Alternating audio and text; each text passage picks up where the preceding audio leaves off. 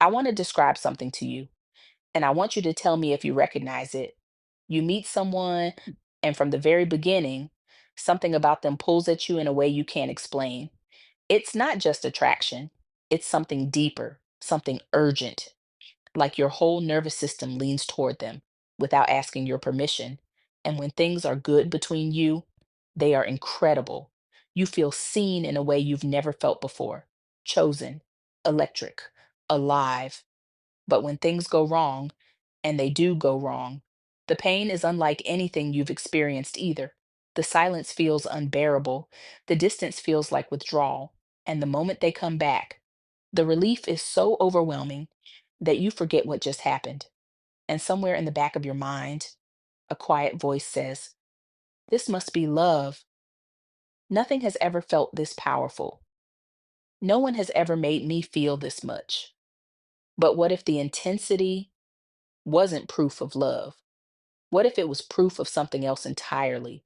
What if the thing pulling you back every single time wasn't your heart recognizing something real, but your nervous system recognizing something familiar? Welcome back to Inner Echoes Collective. Today, we are going somewhere most relationship conversations are afraid to go. Not just what trauma bonding is, but why it feels exactly like love, why your body cannot tell the difference, what it does to your nervous system over time, why leaving feels like dying even when staying was killing you, why you grieve someone who hurt you harder than someone who didn't, and what happens to your sense of self when you spent so long inside that cycle that you've forgotten who you are outside of it. This is not a surface level conversation. This is the one that goes all the way down.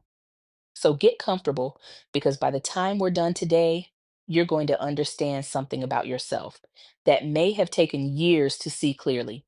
And once you see it, you will not be able to unsee it. Section one: what a trauma bond actually is. Let's start at the foundation, because trauma bonding is one of the most misunderstood experiences in relationships. Most people hear the words trauma bond and think, that's not me. That's for people in dangerous situations. My relationship wasn't that bad. But a trauma bond doesn't require violence. It doesn't require abuse in the way most people picture it. It requires one thing: a cycle, high and low, connection and withdrawal, warmth and coldness, presence and disappearance, over and over again, until your nervous system stops experiencing that cycle as painful and starts experiencing it as normal. Here's how it works inside your body. When someone hurts you and then returns with warmth, your brain releases a flood of relief: dopamine, oxytocin, the full chemical cocktail of connection. And that release, that overwhelming wave of relief, gets associated with them, not with calm, not with safety, with them. So the same person who created the wound becomes the only one who can soothe it. And now you don't just love them, you need them, not because they are good for you, but because your nervous system has learned that they are the source of both the pain and the only relief from it. That is what a trauma bond is: not just love, not just intensity, a cycle that your body has learned to depend on.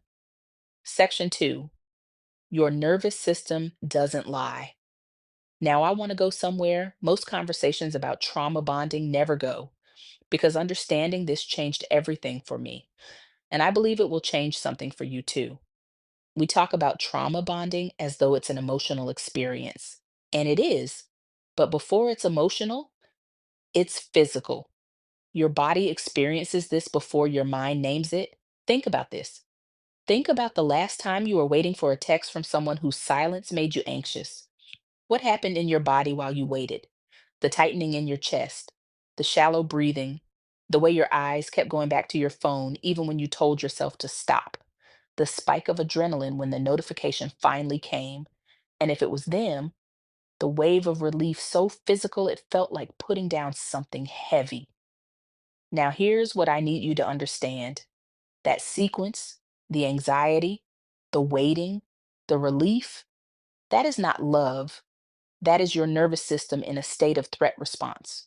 Your body was treating the absence of this person as a danger signal, and their return as safety restored. And when that happens repeatedly, your nervous system begins to organize itself around the presence of that person, not because they are safe, but because they have become the thing your body uses to regulate itself. There's a term for this. Trauma bonding researchers call it coercive control through intermittent reinforcement. But what it feels like from the inside is simpler than that. It feels like you need them to feel okay, not want, need, the way you need water when you're thirsty, the way you need air when you're breathless. And the terrifying thing about that level of need is that it has nothing to do with whether they are good for you. Your nervous system doesn't evaluate quality, it evaluates familiarity, it evaluates predictability. And in a trauma bond, even the pain is predictable. Even the hurt follows a pattern your body knows. And your body will choose a familiar pattern it can predict over an unfamiliar safety it doesn't recognize every single time until you teach it something different. I want to name something specific here because I want you to feel how true this is in your own experience. Think about the moments in that relationship when things were calm, not just good, just calm, no tension, no unspoken thing hanging in the air, just ordinary peace. Did it ever feel uncomfortable? Did the quiet ever make you nervous? Did you ever find yourself waiting for the other shoe to drop, anticipating the next disruption even when nothing was actually wrong? If your answer is yes, that was your nervous system telling you something profound. It had been calibrated to chaos for so long that peace felt like the warning before the storm, not the storm itself, the warning before it. And that recalibration, that rewiring, is one of the deepest effects of trauma bonding. It doesn't just affect how you experience that relationship, it affects how you experience every relationship after until you heal it. Section 3: Why it feels exactly like love. This is the part that no one talks about honestly enough. Because if trauma bonding felt bad from the beginning, no one would stay. The reason it's so hard to leave is because it doesn't feel like something you should leave. It feels like something you should fight for. Think about what happens inside a trauma bond. When they pull away, you feel a craving so intense it mimics hunger. When they come back, the relief feels like coming home. When things are good, the highs are extraordinary, not just good moments. They're the reward at the end of the pain, and your brain is wired to assign value to things it had to work for. So the relationship that cost you the most feels like the one that means the most. And here is where it gets even more complicated. When someone offers you something different, something steady, something calm, something that doesn't make your heart race with anxiety, it doesn't feel like love. It feels boring. It feels like settling because your nervous system has been trained to read chaos as passion and peace as the absence of feeling. You're not choosing drama over love. Your body has learned to mistake one for the other. And until you understand that deeply, you will keep leaving the right thing to go back to the familiar thing. Not because you don't know better, because your body hasn't learned better yet. Section 4: The childhood connection. I want to slow down here because this next layer is where it all begins. Not in your last relationship, not in the one before that, but in the first home you ever knew. Most of us were never handed a clean emotional slate. We came into adulthood having already learned things about what love looks like, about what we have to do to keep it, about whether we are inherently worthy of it or whether we have to earn it every day. And those early lessons, absorbed before we had the words to question them, became the blueprint. Think about what love looked like in your house growing up. Maybe it was warm and then suddenly cold without warning. Maybe it was generous and then withdrawn the moment you needed something. Maybe affection was the reward for good behavior, and distance was the consequence for being too much. Maybe a parent worked endlessly, gave everything, and modeled love as self sacrifice and quiet suffering. If any version of that was your reality, then your nervous system learned something that followed you into every relationship after. It learned that love is conditional, that it must be maintained, performed, earned through consistent effort, and that the threat of losing it is always present. So when you found a partner who recreated that dynamic, who was warm and then cold, who chose you and then withheld, who made you feel extraordinary and then made you feel invisible, your nervous system didn't say, "This is wrong." It said, "This is familiar." And familiar feels like home, even when home was never entirely safe. Here's what I want you to understand about that. The child who grew up in that environment didn't choose to absorb those lessons. They were trying to survive. They were trying to read the room well enough to keep the love from disappearing. They were becoming someone who was very good at managing other people's emotional states at the cost of understanding their own. And that child grew up and brought all of that skill, all of that hypervigilance, all of that people reading, all of that love earning into their adult relationships. Not because they are broken, because it was the only map they had. And you cannot find your way out of a pattern you don't know you're in. Section 5, what it actually feels like from the inside. I don't want to give you a list of symptoms. I want to describe the feeling because you know it. It's the exhaustion that doesn't go away even after you rest, the kind that lives in your chest, not your body. It's the resentment that creeps in quietly at the person you love for something you never actually told them you needed. It's the anxiety that rises when you even think about not showing up for them, the guilt that follows you when you choose yourself even once. It's the moment you catch yourself editing what you say before you say it, calculating how they'll receive it, adjusting your truth to fit their reaction. It's the version of yourself you perform inside that relationship and the exhaustion of maintaining it. It's giving and giving and giving, and then lying awake at night, wondering why you feel so alone inside a connection. It's the fight that devastates you, followed by the reunion that feels better than anything, followed by the quiet dread that it will happen again. It's the friends who have stopped asking about it, not because they stopped caring, but because they've watched you make this decision before, and the shame of that sits on top of everything else. That feeling is not love wearing you out. That is you wearing yourself out, trying to earn something that should have been offered freely. Section 6, why you grieve a trauma bond harder. Now we're going to talk about something that almost no one addresses, and it's something that makes people feel like they're losing their minds. Why does leaving someone who hurt you consistently feel more devastating than leaving someone who didn't?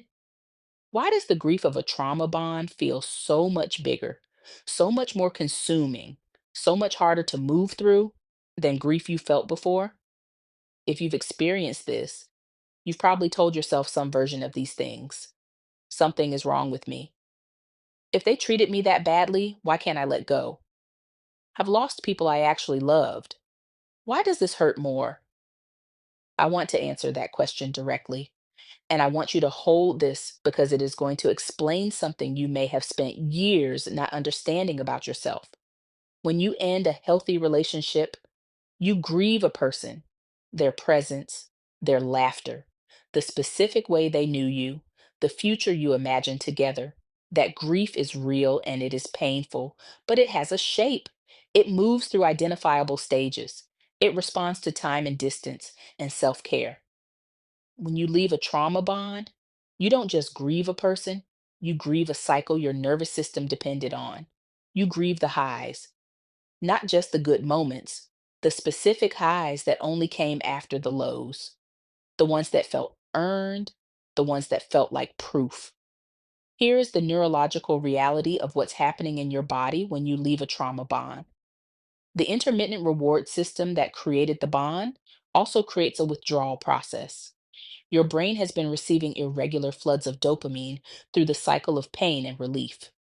When that cycle stops, when you remove yourself from it, your brain experiences an absence, not just emotionally, chemically. The craving you feel when you want to reach out to them, the physical pull back toward them, even when you know you shouldn't, that is not weakness. That is your brain in withdrawal from a chemical pattern it became dependent on.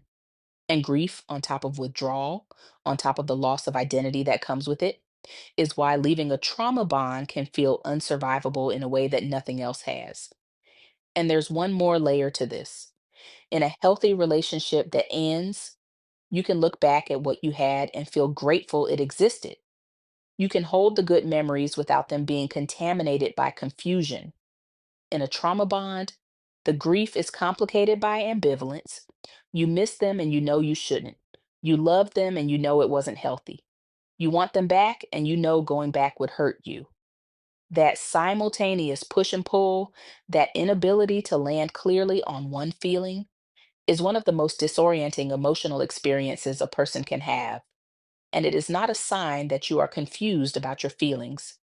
It is a sign that you were in something genuinely complex, something that your heart and your nervous system experience differently, something that is going to take more than time to heal. It's going to take understanding. Section 7: What healthy love actually feels like. Now, I want to talk about something that might feel unfamiliar, not uncomfortable because it's painful, but unfamiliar because for a lot of people, it's something they've read about more than they've lived. Healthy love, not the version from movies, not the version that makes your heart race with anxiety every second, the real version, the one that lives in the quiet moments. Healthy love doesn't feel magnetic in that urgent, desperate, can't breathe way. It feels like something softer, something steadier. It feels like saying how you feel and not spending the next 3 hours waiting to see how they'll react. It feels like a disagreement that doesn't spiral into a referendum on your worth. It feels like space that doesn't feel like abandonment. It feels like being known, not performed for. And here's what catches people off guard about it. At first, it can feel underwhelming, not because it's lacking, but because you've been calibrated to chaos. Your nervous system has learned to read intensity as love, and something that doesn't spike your anxiety doesn't register the same way. It doesn't give you the rush. It doesn't feel like the movies. And so people leave perfectly good relationships in search of the feeling, not understanding that the feeling they're chasing was never love. It was familiarity dressed as passion. But here's the difference you feel over time. A trauma bond makes you feel most alive at your most anxious. Healthy love makes you feel most alive at your most at peace. One expands your life, one slowly consumes it. And once you've lived inside both long enough to know the difference in your body, you will never confuse them again. Section 8: Who you become inside a trauma bond. This is the section I want you to sit with the longest because everything we've talked about so far, the nervous system, the cycle, the grief, all of it lives in the territory of what happens to you. But this section is about what happens to your sense of self. And this is the layer that most people never fully examine. When you are inside a trauma bond long enough, you don't just lose peace, you lose the thread of who you are. Not all at once, slowly. In the small daily decisions where you choose their comfort over your truth. In the moments where you edit yourself before speaking, where you monitor their mood before deciding how to be, where you stop having preferences because having preferences leads to conflict, where you become so skilled at reading them, so attuned to their emotional weather, that you forget to check your own. Over time, your identity starts to organize itself around the relationship. Your sense of self becomes tied to how they see you on any given day. When they're pleased with you, you feel okay. When they're cold, you feel wrong. When they choose you, you feel worthy. When they withdraw, you feel like something is fundamentally broken in you, and you stop trusting your own perceptions. Because inside a trauma bond, there is often a quiet but constant message that your feelings are too much, too sensitive, too dramatic, an overreaction. So you learn to doubt what you feel before you feel it fully. You learn to cross examine your own instincts before you act on them. You become a person who is very fluent in everyone else's inner world and slowly, quietly illiterate in your own. And here's the part that breaks people open when they finally see it. When the relationship ends, or even while it's still happening, there is a question underneath everything, quiet and terrifying. Who am I when I'm not trying to keep this together? Who am I when I'm not managing their mood? Who am I when there is no one to perform for? What do I actually feel when I stop asking how they feel first? What do I actually want when I stop making myself smaller to fit into what they need? For some people, those questions don't have immediate answers because they've been inside the cycle long enough that the self they're trying to return to feels like a stranger. And that is one of the most profound losses that comes from trauma bonding.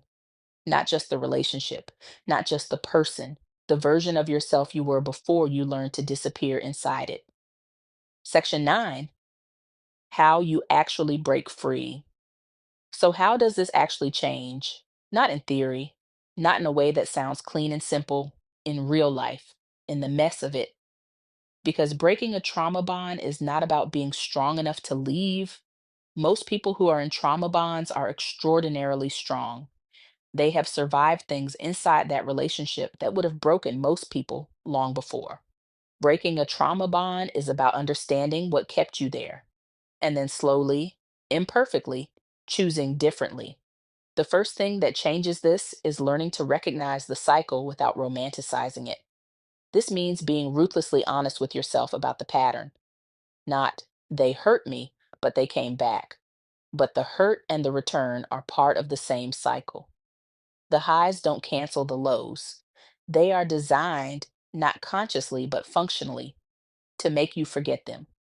Every time you find yourself remembering only the best moments, bring yourself back to the full picture, not to punish yourself, not to villainize them, but to see clearly, because clarity is what the cycle depends on you not having. The second thing is creating enough distance to let your nervous system begin to reset. Not distance as punishment, not distance as a strategy to make them come back. Distance as medicine, because you cannot think clearly about a relationship when you are still inside the chemical cycle it creates. You need space, not just from them, but from the version of yourself that only exists in relation to them. And in that space, in the discomfort of it, something will start to happen. Slowly, the anxiety will begin to quiet.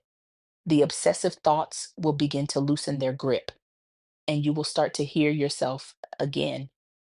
Not perfectly, not immediately, but again. The third thing, and this is the one that holds all the others together, is learning to tolerate peace. Not just seek it, tolerate it. Because if your body has been trained to read calm as emptiness, you will self sabotage the healthy thing every time it arrives. You will manufacture drama because drama feels like being alive. You will find something wrong with someone steady because steady doesn't spike your nervous system the way chaos does. You have to teach yourself slowly and compassionately that the absence of chaos is not the absence of love. It is love without the threat attached to it. And that is not boring. Section 10, rebuilding yourself. This is the part no one talks about enough because most conversations about healing from a trauma bond end with leaving, as if leaving is the finish line, but leaving is the beginning. The real work, the deep, slow, sometimes disorienting work, is rebuilding a sense of self that doesn't depend on another person's chaos to feel real. And I want to be honest with you about what that looks like because it is not linear. It doesn't look like waking up one day feeling completely free. It looks like choosing not to reach out and feeling like you made a terrible mistake, even though you didn't. It looks like meeting someone kind and feeling absolutely nothing and wondering if something is wrong with you. It looks like 3 steps forward and 2 steps back and being terrified the 2 steps back mean you'll never get out. It looks like grieving not just the relationship, but the version of yourself who stayed in it longer than you should have. And sitting with the complicated feelings that come with that, the self compassion and the self questioning arriving at the same time. But here's what is also true. Every time you choose yourself in a moment where you used to choose the cycle, something in you rebuilds. Every time you sit with discomfort instead of running back to the familiar pain, your nervous system learns a new pattern. Every time you let yourself be known by someone safe instead of performing for someone unpredictable, you remember something about who you actually are. It is slow, it is not always beautiful, but it is real. And at some point, and this moment is different for everyone, you will notice something. The pull will be less, the thoughts will be quieter. The person you were before, the one you lost the thread of inside that relationship, will start to become familiar again. Not the same as before, wiser, more compassionate toward yourself, more clear about what you will and won't accept, more able to recognize in your body, not just your mind, the difference between intensity and intimacy, between chemistry and compatibility, between the fire that burns you and the warmth you were always looking for. If you've ever looked back at a relationship and realized that what felt like the most powerful connection of your life was also the one that cost you the most, I want you to hear this clearly. You were not foolish. You were not weak. You were not broken. You were responding to something your body recognized, something that felt like home, even though it was hurting you. And recognizing that is not a small thing. Most people never get there. They just repeat the cycle with a different face in a different place, wondering why love always feels like something they have to survive. You are not going to be one of those people. Not anymore. Because now you understand what was underneath it. Not just the behavior, the nervous system underneath the behavior, the childhood underneath the nervous system, the identity loss underneath all of it. And understanding that changes things, not all at once, but quietly, permanently. It changes things. The love that's meant for you will not feel like a rescue. It will not feel like finally being chosen after almost being lost. It will feel like being met consistently, calmly, fully, without having to earn it, without having to manage it, without having to perform for it. It will feel like being able to exhale and have the person next to you still be there when you do. You don't have to keep choosing the familiar fire just because warmth feels new. You don't have to keep mistaking anxiety for love just because peace feels quiet. You don't have to keep losing yourself in someone else's cycle just because you haven't fully found yourself yet. You are allowed to be someone who has needs, who has limits, who has a self worth protecting. And the right love will not just tolerate that, it will celebrate it because real love will never require you to survive it. Before I let you go, I need you to do something, not for me, for the person who needs to find this but hasn't yet. Hit the like button, leave a comment, share this video because the algorithm doesn't push content based on how powerful it is. It pushes content based on how many people decide it matters. And if this mattered to you today, let's make sure it reaches someone who is sitting alone right now, trying to make sense of exactly what we just talked about. Subscribe to Inner Echoes Collective and turn on notifications because every video on this channel exists to take you somewhere real, somewhere most conversations won't go, and we are nowhere near done. To everyone who has been here from the beginning, thank you for believing in this vision before it was fully visible. To everyone who found this today, welcome home. You found this for a reason. Don't let it be the last time you show up here. You deserve every answer this channel is going to give you. Stay blessed. God bless you always. Inner Echoes Collective. I will see you in the next one.